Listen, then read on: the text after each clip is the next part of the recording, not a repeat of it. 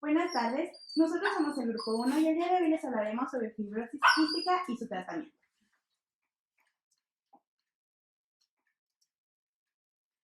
La fibrosis quística es una enfermedad hereditaria, crónica, congénita e incurable. Es causada por una mutación en el cromosoma 7 en su brazo largo que origina la proteína CFTR. Modifica el transporte de agua y sales de los tejidos que rodean principalmente al aparato digestivo y al respiratorio. En el aparato digestivo forma un modo que bloquea las enzimas pancreáticas de una nutrición normal, mientras que en el aparato respiratorio bloquea los conductos respiratorios, haciendo un medio ambiente favorable para las infecciones. Esta enfermedad afecta a niños, adolescentes y adultos jóvenes. En México, uno de cada 8.500 nacidos vivos tienen esta enfermedad. Alrededor de 400 niños cada año nacen con fibrosis quística. El 15% de ellos son diagnosticados antes de que mueran y el resto fallece antes de cumplir 4 años. Existen actualmente 3.000 pacientes con fibrosis quística, según la Asociación Mexicana de Fibrosis Quística. En México, la esperanza de vida es de 18 años. Actualmente el 27% ya ha alcanzado una esperanza de vida mayor, casi a los 40 años, por un diagnóstico y tratamiento oportunos. El 85% de las personas que padecen esta enfermedad aún no han sido diagnosticadas correctamente. En México se estima que 1.5 millones de personas tienen el gen portador de esta enfermedad. El gen principal que se ha diagnosticado es el delta F508. Bueno, yo soy Emilio y les voy a hablar de lo que es la etiología y afección biomolecular. Ya, vete a saludarlas a todos, Carl. Bueno, esta es una enfermedad autosómica recesiva. Esto significa que los padres tienen que tener los dos la misma mutación y el hijo debe tener los dos genes recesivos para que puedan heredar la enfermedad. Va a ser causada por una mutación en el gen CFTR que va a codificar la proteína con el mismo nombre. Su prevalencia va a ser de unas en 2.500 personas de raza caucásica o de raza blanca, y se conocen alrededor de 2.000 mutaciones en esta alteración, pero solamente se conoce la patología de 150. Bueno, la proteína CFTR. Esta va a ser un canal de transporte para los iones de cloruro que se encuentran en la membrana apical de las células epiteliales. Presentan lo que son 5 dominios, 2 dominios de membrana, que es donde se va a dar el intercambio de cloro con el líquido extracelular y el líquido extracelular. Este es un dominio que se va a constituir de 6 canales de cloruro.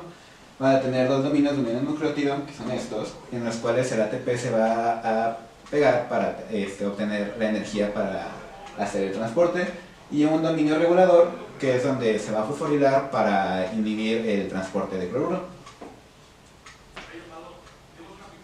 Bueno, las mutaciones del gen CFTR la principal mutación es en el cromosoma 7 y se va a dar por una inversión. Esto significa que van a cambiar el orden. Si por ejemplo aquí tenemos el ejemplo de que es D y E, va a empezar con E y va a terminar con D. Y esa es la principal mutación, y las otras mutaciones que se conocen son mutaciones puntuales. Eso significa que solamente de la E se cambia a otro lado aleatoriamente. Bueno, esta mutación va a causar que se borre una fenilalanina en la secuencia 508.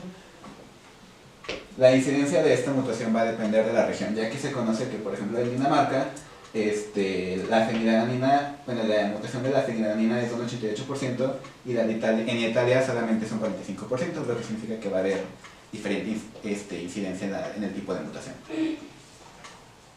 Se han descrito hasta el momento 6 clases de disfunción de la proteína CFTR. La primera clase son alelos nulos. Se da por interrupciones en el gen, por inserción de lesiones o interrupciones prematuras que generan ARN muy inestable. Son mutaciones en el plegamiento de la proteína CFTR, lo que detiene su maduración, presentando defectos en la estabilidad de activación, lo que va a causar degradación prematura de la proteína del retículo endoplásmico. La proteína llega adecuadamente a la membrana, pero su funcionamiento se ve alterado, ya que se ve disminuida la captación del ATP por su sitio de unión, por lo cual no se puede obtener la energía para el transporte. Además, se ve alterada la hidrólisis del poco ATP captado. El defecto en la función se localiza en los canales de cloro, no dejando al ion pasar la membrana. La clase 5 se trata de una disminución y o eliminación de ARN mensajero que disminuirá la cantidad de transcritos del gen CFTR. En la clase 6, las proteínas son sintetizadas normalmente, pero muestran inestabilidad al estar en la membrana.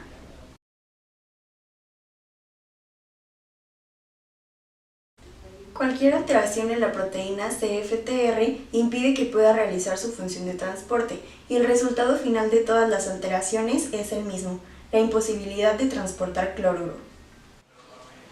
Bueno, otros aspectos que influyen en que las enfermedades genéticas van a depender de muchos factores, ya que va a depender primero de la misma alteración genética, como va a ser el CFTR, porque puede ser parcial o total. Si la alteración es parcial, no va a tener la misma sintomatología que una alteración completa. También, por ejemplo, se va a ver más, la sintomatología se va a ver más grave si hay alguna otra alteración que pueda afectar al paciente, ¿no? Por ejemplo, alguna alteración que predisponga a insuficiencia cardíaca, a tener más infecciones respiratorias, o por ejemplo, a tener diabetes o a obesidad. ¿Qué otra cosa puede afectar a la enfermedad o hacer más grave la enfermedad? Van a ser factores ambientales como lo que puede ser el tabaquismo, como ya he dicho, y la obesidad. Esas son algunas de las alteraciones genéticas congénitas con las que puede hacer una persona que van a hacer que la sintomatología de la enfermedad sea más grave, como por ejemplo el lirio meconial en los recién nacidos, que esto es un porcentaje, 20% de los recién nacidos con fibrosis quística van a tener este gen alterado. Lo del gen de la diabetes también va a agravar los síntomas de la fibrosis quística, alguna reducción de la respuesta inmune, como es alteraciones en la gen de la interleucina, y por ejemplo también en la expresión de factor de crecimiento fibroblástico hacen más grave los síntomas. Y bueno, para lo último es que existe lo que es la llamada genocopia. Genocopia es que dos ADNs van a ser diferentes, pero van a tener un fenotipo igual. ¿Esto qué va a significar? Que alguna alteración genética completamente diferente a la del gen CFTR puede dar la misma sintomatología, o en este caso la fibrosis quística, como es el caso de la mutación en el canal epitelial de sodio CSN1, que va a dar la misma sintomatología pero en diferentes grados. Esto porque se va a dar porque también afecta el transporte del sodio, que es lo que la principal patología en la fibrosis quística por la alteración de CFTR. Bueno, yo les voy a hablar un poquito de lo que es la patología y la presentación clínica en el aparato respiratorio y también en el gastrointestinal. Voy a empezar con el de respiratorio. Algo que tenemos que entender de la fisiopatología de la fibrosis quística es la alteración en la mucosa dentro del aparato respiratorio y también dentro del gastrointestinal. Va a ser un moco un poco más espeso y vamos a tener también alteraciones electroquímicas que nos van a cambiar el ambiente respiratorio. Primero que nada, vamos a tener un problema mecánico por el cambio de densidad del moco, que va a producir una obstrucción en las vías aéreas y también va a ocasionar una difícil expulsión de las secreciones por el reflejo de oxígeno. Esto va a causar que bacterias puedan encontrar un lugar donde vivir y puedan sentirse a gusto con el ambiente que van a tener en el sistema respiratorio. También una alteración que vamos a tener importante en la fibrosis quística va a ser la disminución de la beta-defensina por esas alteraciones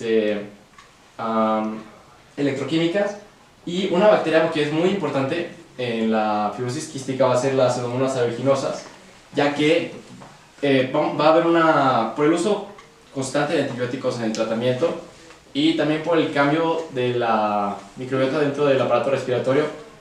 Parece ser que después de mucho tiempo de infecciones, Pseudomonas aeruginosa va a producir una membrana de alginato que va a inhibir la fagocitosis del sistema inmune. Y también hay que recordar, como ya lo mencionó Emilio, que hay muchas variantes del fenotipo de la enfermedad.